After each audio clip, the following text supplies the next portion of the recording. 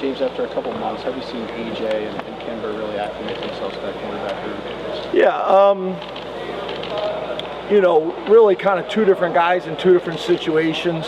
One veteran that's played a ton of football in a really good conference. And you feel that. Just very poised, very mature. I think he's a guy that I'm really excited about to see this summer because he's got a lot on his plate right now. And I've been impressed with him. AJ, as you guys know, different point of his career, but has come in and is super aggressive and super confident and playing really well right now. He's a physical corner. Actually think he has the ability to really play all 5 positions, corner, nickel, or safety. And both seem to be picking it up really well. I do a new staff questionnaire when I hire people, which has been really valuable to us, where after they've been here a couple months, I have them compare and contrast and get feedback on places they've been. We started doing that with the transfers as well. So we just did that last week with those guys, getting feedback, things that we can learn from and grow from, things they liked at the last program, didn't like. Same thing at Penn State.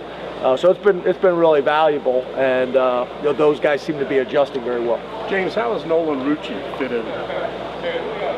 Just in general. Well, I mean, just with the offensive line and just with the whole culture. Yeah, he's been great.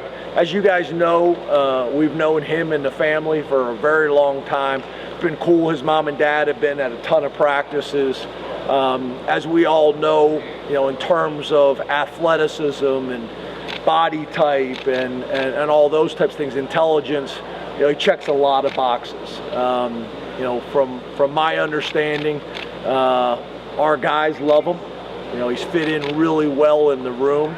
I think he's really been excited about the development that he's gotten so far in a brief period of time.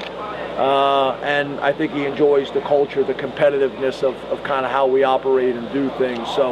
So far, so good. That will be, I think, a pretty heated battle, competition in training camp.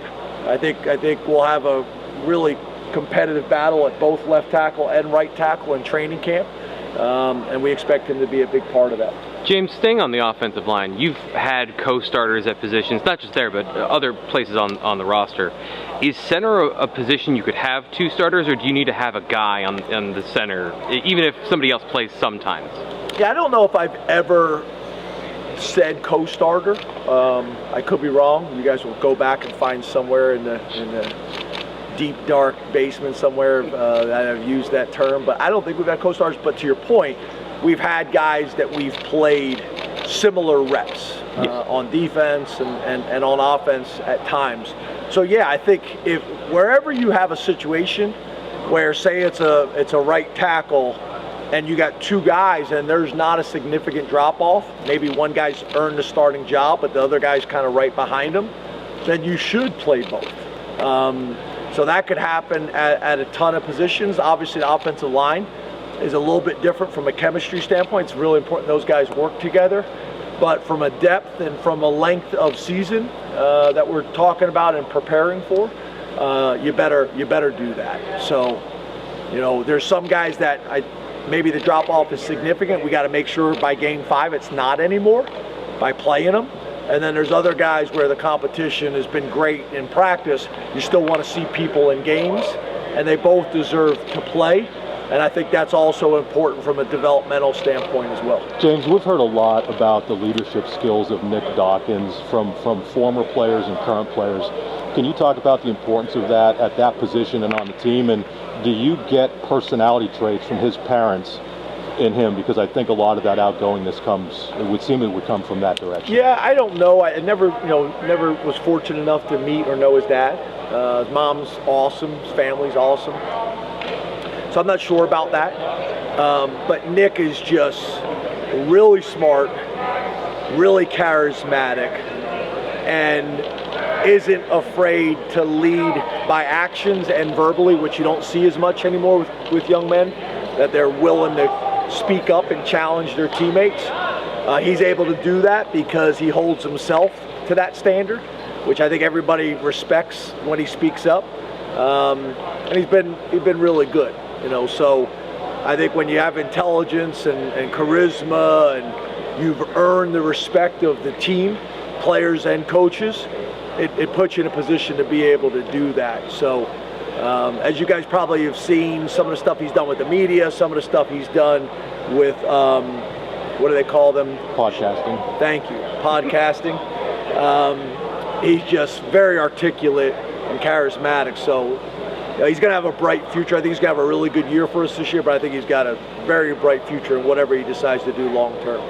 What type of spring has KeAndre Lambert Smith had, and what do you think maybe is kind of the next step for him? Yeah, I think he's had a good spring. He's shown some real flashes this spring, and I'm seeing them on a more consistent basis. I think Coach K's done a really good job with him as well. They seem to have a really good relationship.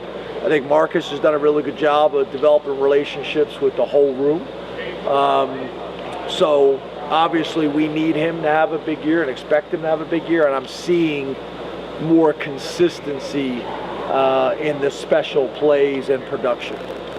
James, last spring there was so much buzz about Rojas. What does the second spring ball for him look like? And for developmental purposes, where is he now as a second player? Yeah, I think you see physically he looks different. I want to make sure that he's not put on too much weight. But I think he's a guy that, you know, literally could play both positions. He's intelligent enough to play the mic. He's physical enough and got enough instincts to play the boundary backer. And he can run, you know. So he's had a lot of production early on in his career. You know, obviously we expected to skyrocket this year, especially with Abdul moving to defensive end.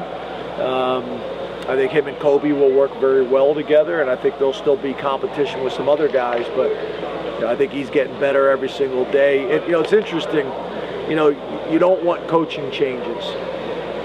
I mean, you want as much stability as you possibly can, but there's also some aspects that things that he learned from Brent Pry that Brent Pry did really well. You know, and now he's learning some things from Tom Allen that Tom Allen does really well. You're able to kind of steal some things from all of them. So, you know, I've been impressed with his development, and I think you'll continue to see it all summer. James, you mentioned the podcast that some of your players are doing.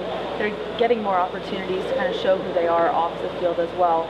As we continue on with these NIL opportunities, things like that, how are you seeing your program kind of evolve and these players evolve into the brands that it was intended? Yeah, I think it's been really good for them and value, especially in the game of football where guys got helmets and pads on, and sometimes it's more challenging to get to know their personalities. So I think that's been important. I think it's important for our fan base and our community to get to know them on a different level. I think sometimes when they're 6'5", 285 pounds, we forget that they're still young men that are growing and developing. So I think all these things are really good opportunities when handled the right way. But I also think there's an important lesson in all of this to still keep the main thing, and getting really good grades and playing really good football and putting the team in position to win, and for them to put themselves in the position to, you know, be able to chase their long-term goals both on and off the field. And I know their brand is part of that, but I don't think any of them came here because of their brand. They came here to get a great education, play big-time football, and then be able to have these opportunities and be supported in these opportunities. So we just got to make sure that we keep things in those categories and in that order. You know, school, football, 1A and 1B, and then the brand and all that other good stuff is great. One of the things I love is the gear. You know, some of the stuff, the gear the guys are making, Dawk stuff. If you guys haven't had Dawk stuff, the material is unbelievable. Our whole staff's wearing them. It's pretty cool what some of these guys are doing, and I think some of the, you know, entrepreneurial lessons that they're learning early on even in some of them that don't go well, I think there's lessons in learning them now while they're still in college and have resources like professors and our player development staff and all those things. Pretty cool. Last one.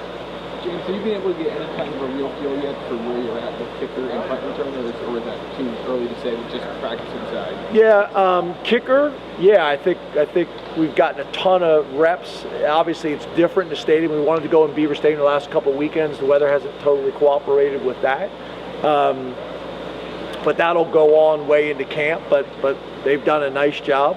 And you're talking more field goal, right? Yeah, it's been a really good competition with all three of them. Not ready to kind of name an order or starter or any of those types of things. And punt returner, you know, that's a hard one. As you guys saw when Day started returning them all for touchdowns, and you guys were all looking at me like I was crazy. Why wasn't he on the field earlier? The challenge is, for the most part, what you can evaluate is catch percentage and decision making in practice. You just get very little live reps of a guy returning punts that the offensive coaches would be comfortable or the defensive coaches would be comfortable. So that's a hard thing to evaluate. And then sometimes you may say it's a live rep and then the punter punts it so well it gets fair caught. So you don't get the reps you really want. So that's a challenge, is figuring that out, unless there's just somebody that's just so obvious. And then I think the other thing that I think all of this taught us is the explosive punt returns are critical, but also going back to the catch percentage is also critical, because the ones you don't catch that roll for 30 yards, all that yardage still adds up. So that's a challenging thing to evaluate, but we got a lot of guys working at it, and we'll get some live work on that this summer once we have it narrowed down to maybe one or two guys. Thank you, Coach. Yeah, thanks, guys.